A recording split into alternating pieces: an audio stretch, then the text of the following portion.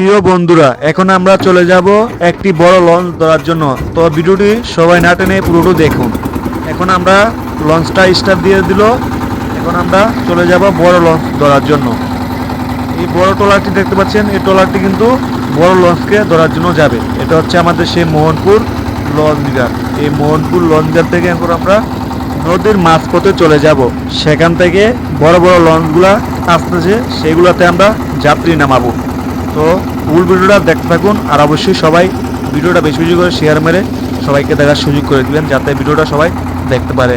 আর এরকম নতুন নতুন ভিডিও পেতে অবশ্যই আপনিও একটা শেয়ার মেরে রাখবেন। দেখেন, বলতে বলতে কিন্তু আমরা প্রায় মোহনপুরের মাঝপথে চলে গেলাম নদী। মোহনপুর থেকে ছেড়ে আসলাম, মাঝপথে চলে আসলাম মোহনপুরের নদীতে। এখন দেখবেন কিছুক্ষণের মধ্যেই দুইটি বড় বড় লঞ্চ আসবে, সেগুলা আমরা আপনাদের সামনে উপস্থাপন করবো।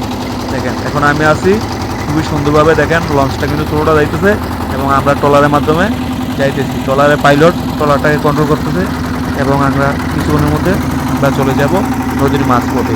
দেখেন, ট্রলারের পাইলট কিন্তু খুবই সুন্দরভাবে লঞ্চটাকে কন্ট্রোল করে রাখতেছে। দেখেন, আর পাশ দিয়ে ছোট একটি লঞ্চ যাইতেছে, খুবই ছোট একটি লঞ্চ পাশ দিয়ে যাইতেছে, খুবই সাইড দিয়ে যাইতেছে। আর বড় বড় লঞ্চগুলো কিন্তু মাঝখান দিয়ে যায়।